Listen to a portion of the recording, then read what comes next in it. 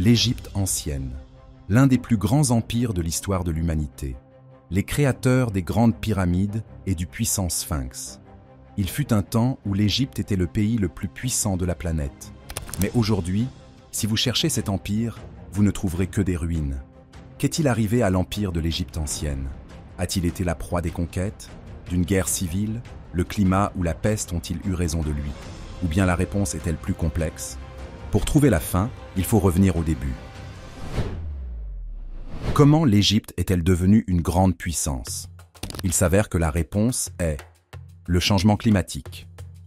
Aujourd'hui, le Caire est entouré d'un désert, mais à l'époque où le royaume de l'Égypte ancienne a commencé à se former, l'endroit était bien différent. La région était moins sèche, couverte d'arbres et d'herbes, et possédait un écosystème luxuriant peuplé de grands animaux et de volées d'oiseaux. C'est ainsi que la région qui constitue aujourd'hui l'Égypte est devenue un refuge pour les tribus errantes et, il y a environ 7500 ans, elle est devenue un foyer prospère pour de multiples cultures. Elle domestiquait les animaux, fabriquait des outils et des poteries et mettait en place des systèmes de gouvernement rudimentaires. Et s'il existe une règle dans le monde, c'est qu'il est bon d'être le premier. Les premières années de la région ont été dominées par le peuple badarien, qui est la première tribu connue à s'être installée dans la région. Ils furent bientôt suivis par les Naqada, qui forgèrent des armes à partir d'obsidienne importée et firent passer la région de quelques petites fermes à une grande ville. Les Naqada contrôlaient désormais la vallée du Nil et la plupart des échanges commerciaux de la région passaient par eux. Ils ont rapidement établi des relations avec la Nubie et la Mésopotamie, échangé leurs produits artisanaux dans toute la région et même développé le premier système rudimentaire de symboles écrits qui allait évoluer vers les hiéroglyphes. Et cette civilisation était sur le point de faire son premier grand saut dans l'Empire. Comment commence une dynastie? Avec un roi, bien sûr.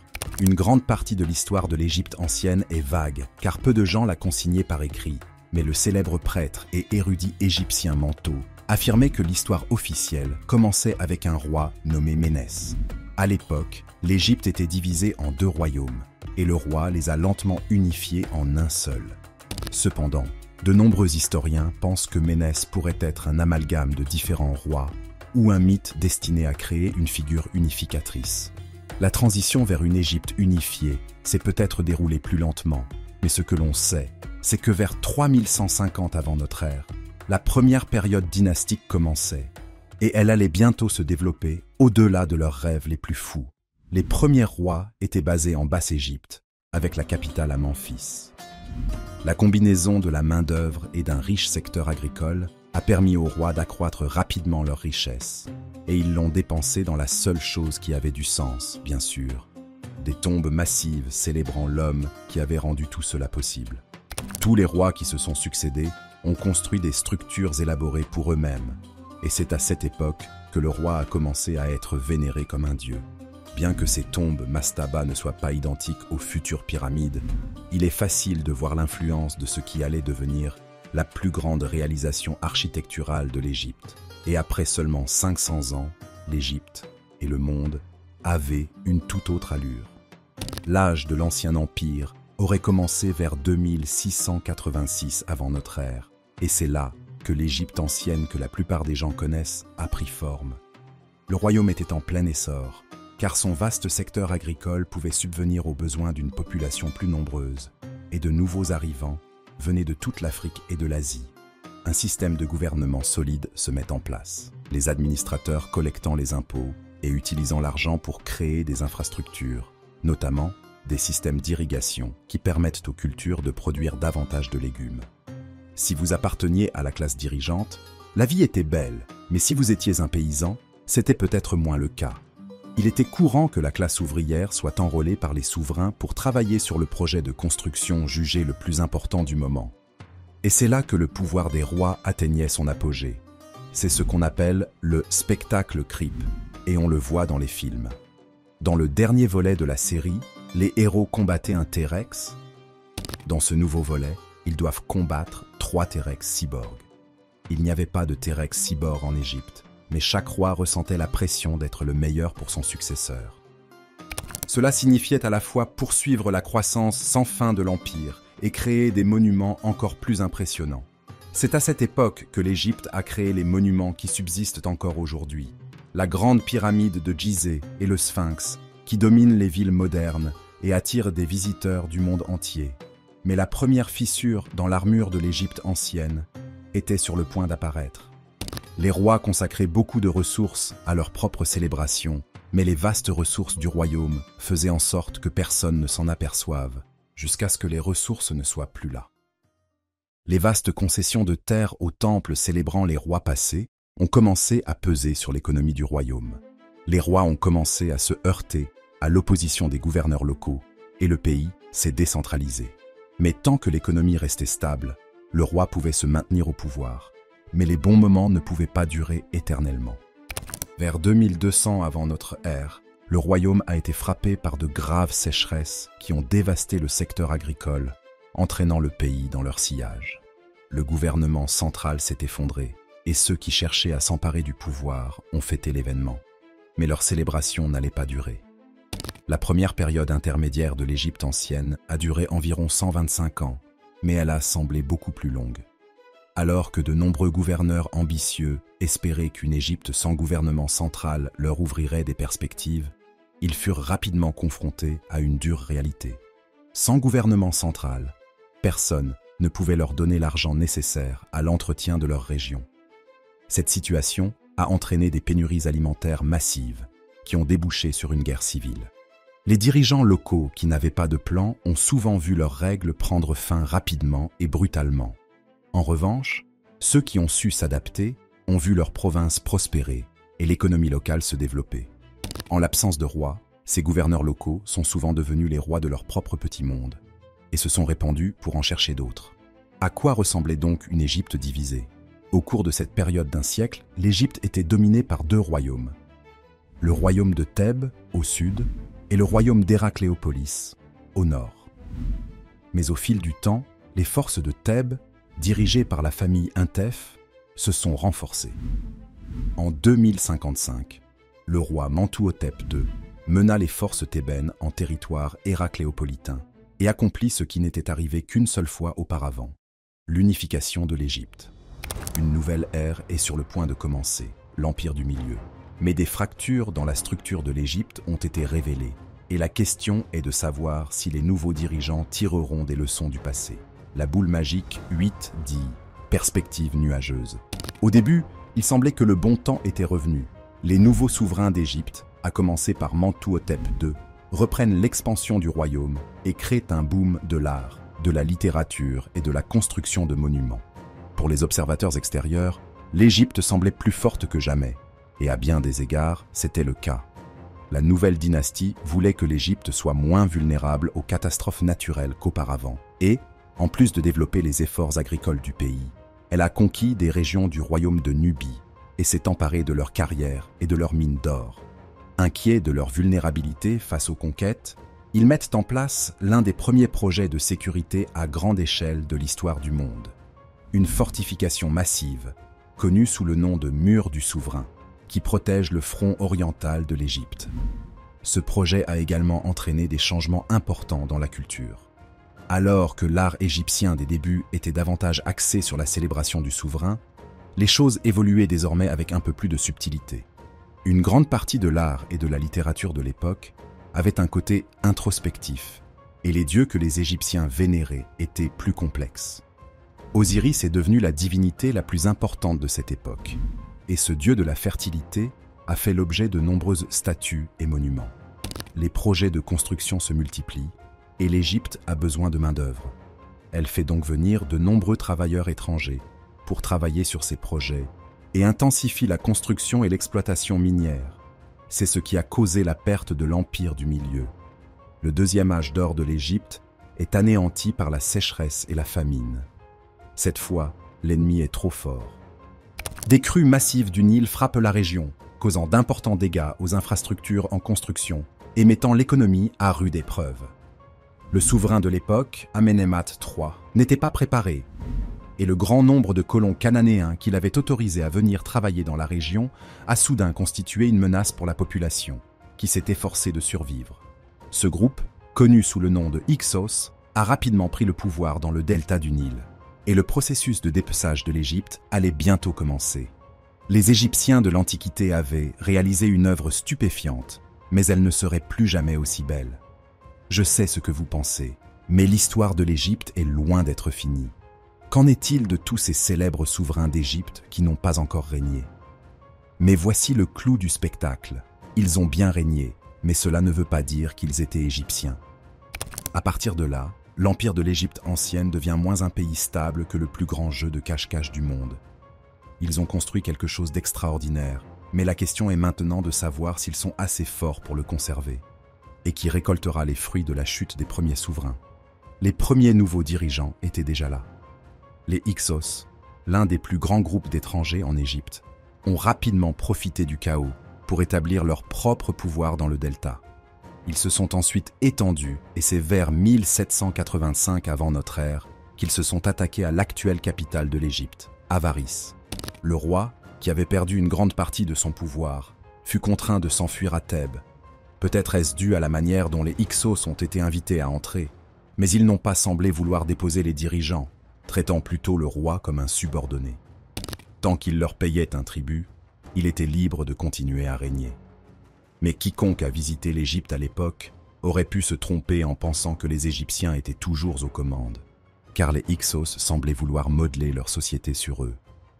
Bien qu'ils aient conservé de nombreuses caractéristiques culturelles de l'époque, ils ont fait de grands pas en avant dans un domaine. Il s'agit de la guerre. Les Égyptiens disposaient d'une armée puissante, mais riche en hommes et pauvre en armes modernes. Les Hyksos ont rapidement changé la donne, en introduisant de nouveaux outils tels que l'arc composite, qui permet de tirer rapidement, et les chars tirés par des chevaux, qui permettent de monter rapidement à cheval. Bientôt, les ennemis se retrouvèrent face à une armée égyptienne beaucoup plus dangereuse, et juste à temps, car ils étaient prêts à passer à l'action.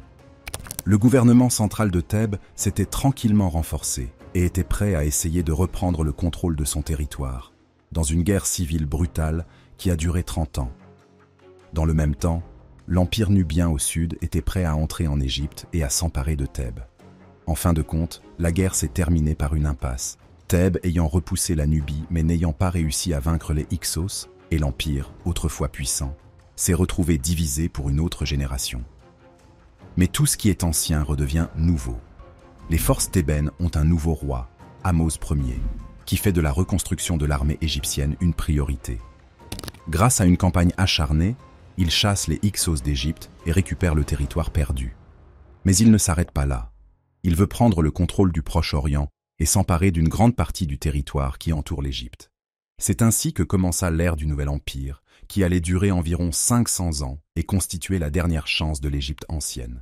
Cette nouvelle Égypte ne se contente pas de bâtir le plus grand empire que le pays ait jamais connu, mais ses rois prennent un nouveau titre, celui de pharaon.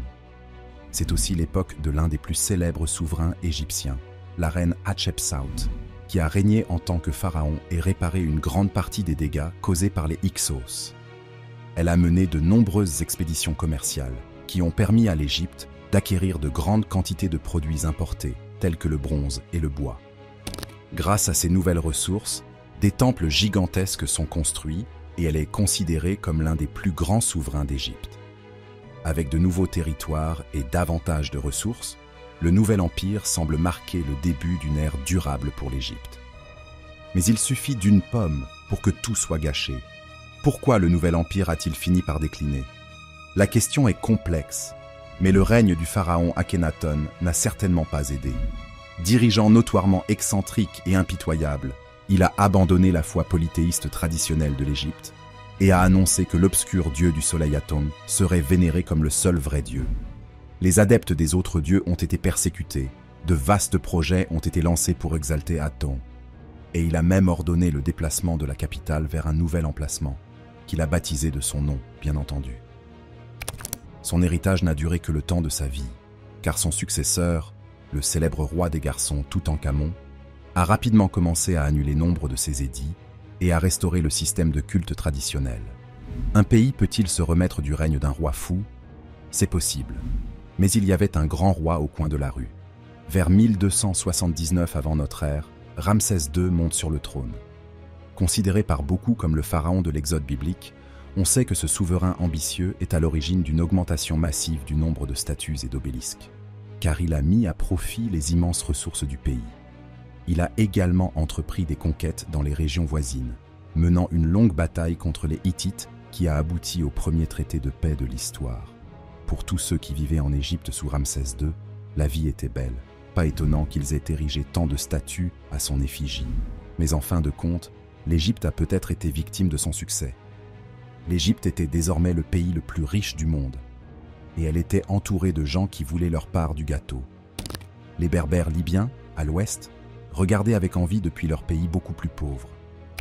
Sur le territoire de l'Égypte en Canaan, les Égyptiens devaient faire face à l'empire assyrien grandissant à leurs frontières. Dans la mer Égée, un petit groupe de pirates marins commence à attaquer la frontière. L'armée égyptienne est suffisamment forte pour repousser ces envahisseurs dans un premier temps, mais un autre danger se prépare. Au sein de la vaste infrastructure créée par Ramsès II, les grands prêtres disposaient d'un pouvoir considérable, qu'ils utilisaient souvent pour s'enrichir, devenant en quelque sorte des gouverneurs locaux. C'est ce qui a accéléré l'effondrement du pays à une époque antérieure, et l'histoire est en train de se répéter. Mais cette fois, les conséquences seront plus graves. 2 empires à leurs frontières et une bande de pirates en maraude dans leurs eaux territoriales signifiaient que les Égyptiens allaient devoir mener une guerre sur plusieurs fronts indéfiniment, ce qui n'était pas sans conséquences. L'Égypte a perdu une grande partie de son territoire au Proche-Orient, et vers 1069, la 3e période intermédiaire a commencé. C'est à ce moment-là que l'empire égyptien commence à s'effondrer, à l'intérieur comme à l'extérieur. Les grands prêtres de Thèbes prennent plus d'autonomie sur leur ville, les forces libyennes prennent le contrôle du sud du pays, et les luttes de pouvoir continuent à miner le pays. 300 ans plus tard, une invasion en provenance du territoire couchite s'empare de Thèbes et du delta, et le roi pillé commence à établir son propre empire. L'Égypte demeurera, mais s'agira-t-il encore vraiment de l'Égypte? Vous pourriez être surpris.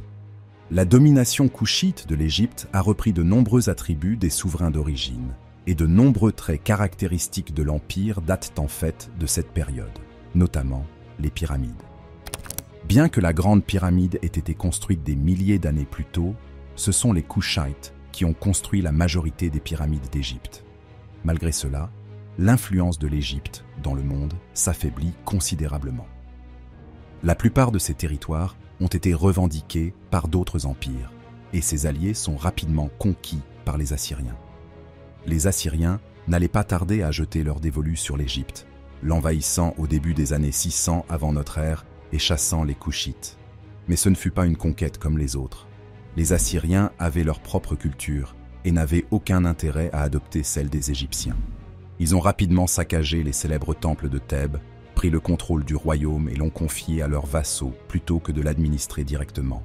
Ils s'exposent ainsi à la trahison et, quelques décennies plus tard, le roi de la région conclut un accord avec des mercenaires grecs et chasse les Égyptiens d'Égypte. Les Grecs gagnent en influence en Égypte, célèbrent leur victoire, puis sont rapidement envahis par le puissant empire perse en 525. Bien que le souverain perse se soit fait appeler pharaon d'Égypte, il n'y a même pas établi son règne, l'administrant depuis l'Iran et réprimant les rébellions. C'est la fin officielle de l'empire égyptien, annexé par les Perses. Mais c'est loin d'être la fin de l'Égypte. L'Égypte reste une région riche, qui ne manque pas de trésors, et presque tous les empires du monde veulent s'en emparer.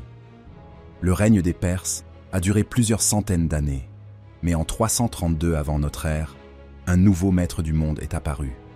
Il régnait sur le royaume ptolémaïque et était connu sous le nom d'Alexandre le Grand.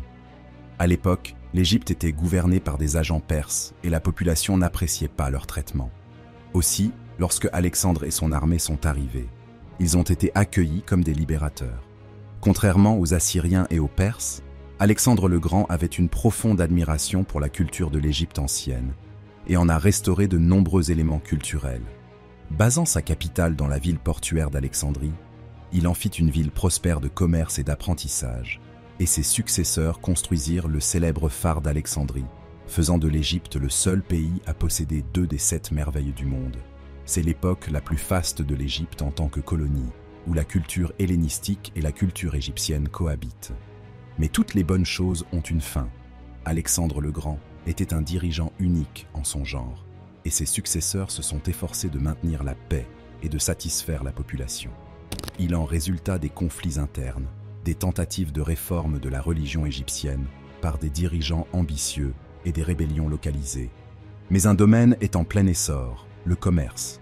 En fait, les Égyptiens expédiaient une plus grande partie de leurs céréales à l'étranger que jamais auparavant, maintenant qu'ils avaient un voisin puissant, l'Empire romain, royaume continental en pleine expansion basé en Italie.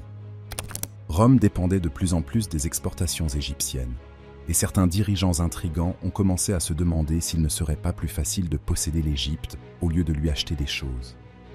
Mais attendez, qu'est-il arrivé au plus célèbre des souverains égyptiens? Si vous demandez aux gens de vous citer un souverain égyptien, il y a de fortes chances qu'ils vous disent Cléopâtre, la puissante reine connue pour avoir joué dans sa propre pièce de Shakespeare et pour avoir été incarnée par Elizabeth Taylor et bientôt par Gal Gadot. Mais ce que la plupart des gens ignorent, c'est qu'elle n'était pas du tout égyptienne. Elle était la dernière reine de la dynastie des Ptolémées et est tombée amoureuse du politicien romain Marc-Antoine.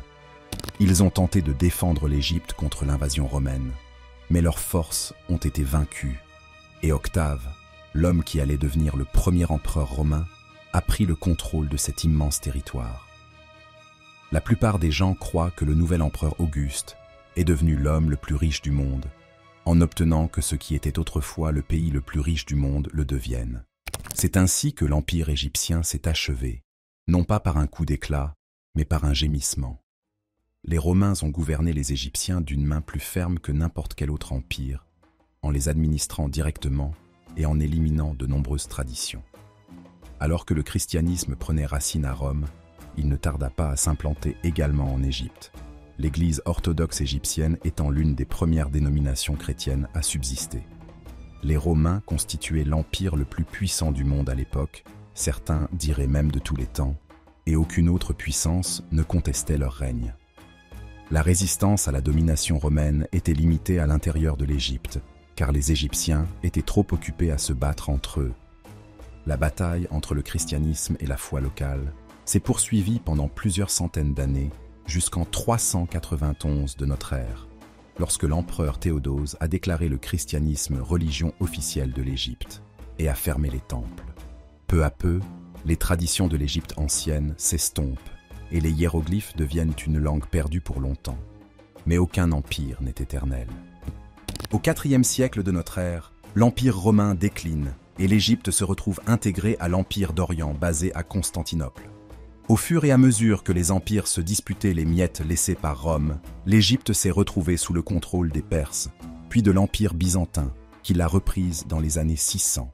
Enfin, en 639, l'armée musulmane des Rachidounes envahit le pays et chasse l'armée byzantine, établissant ainsi la domination arabe musulmane sur le pays, qui perdure encore aujourd'hui. L'Égypte perdure, tout comme bon nombre de ses plus grands objets culturels, mais l'Égypte actuelle se situe à une vingtaine d'empires de celui qui l'a défini. Ce qui soulève la question suivante. Pourquoi l'Égypte a-t-elle fini par tomber? Il est difficile de mettre le doigt sur un point d'échec, d'autant plus que l'Égypte est l'un des premiers empires à être apparu sur Terre. Mais l'Égypte ancienne ne s'est pas éteinte à cause du climat, de conflits internes ou de nations rivales. Elle s'est éteinte à cause de tous ces facteurs. Le royaume n'est pas tombé une seule fois, il est tombé encore et encore et encore, parfois à cause d'une invasion, parfois à cause d'autres facteurs. Mais sa structure interne était suffisamment solide pour que, lorsque l'occasion se présentait, il se reconstruise assez rapidement et reprenne le contrôle. Les deux périodes de grands royaumes qui ont suivi ont toutes deux eu lieu après des périodes intermédiaires d'effondrement, et le pays est revenu plus fort de chacune de ces périodes. Alors pourquoi cela ne s'est-il pas répété une autre fois? L'explication la plus probable est qu'après la troisième période intermédiaire, ce qui restait n'était tout simplement pas assez fort pour maintenir une résistance cohérente. Les flux et reflux constants des différents empires et leurs différentes approches de la gouvernance du peuple égyptien ont probablement empêché l'émergence d'une rébellion puissante. Et lorsque Rome est entrée en scène, cela faisait des centaines d'années que l'Égypte n'avait pas été une nation indépendante. Puis vint la longue période d'oppression romaine, au cours de laquelle la plupart des valeurs égyptiennes furent systématiquement anéanties. À la fin de cette période, les vestiges de l'Égypte ancienne n'étaient plus que des ruines et le sentiment d'identité nationale était plus faible que jamais. Qu'en est-il de l'Égypte d'aujourd'hui? L'Égypte a été une province de l'Empire britannique jusqu'en 1922 et a été précédemment gouvernée par les Ottomans, mais elle a conservé son indépendance depuis une centaine d'années. Encore largement peuplée par la population arabo-musulmane qui s'était emparée du pays lors d'une précédente conquête dans l'ère post-romaine, ces 100 années de libération ont été chaotiques. Le pays a été impliqué dans plusieurs guerres et a été gouverné par des rois, des dirigeants socialistes, des dirigeants élus et, actuellement, par un dictateur militaire. Malgré cela, le pays est considéré comme l'un des plus stables du Moyen-Orient et entretient de solides relations diplomatiques avec la plupart de ses voisins. En ce qui concerne son histoire, l'Égypte est toujours très fière d'avoir été le premier empire d'Afrique, et de nombreux sites qui subsistent comptent parmi les plus grands sites touristiques du monde. Mais le plus grand héritage de l'Égypte ancienne se trouve peut-être à l'extérieur du pays. Peu d'empires anciens suscitent autant de fascination que l'Égypte, avec des éléments tels que les pyramides, le sphinx, l'histoire de l'Exode et, bien sûr, les momies qui ne sont probablement pas sorties de leur sarcophage une fois qu'elles ont été enterrées dans la vraie vie. Aucun empire n'est éternel, mais si les anciens Égyptiens figurent toujours dans les films hollywoodiens des milliers d'années plus tard, on peut dire sans risque de se tromper que les Romains n'ont pas eu le succès qu'ils espéraient. Merci d'être resté jusqu'ici. N'hésitez pas à cliquer sur l'une des vidéos à l'écran pour plus de contenu similaire.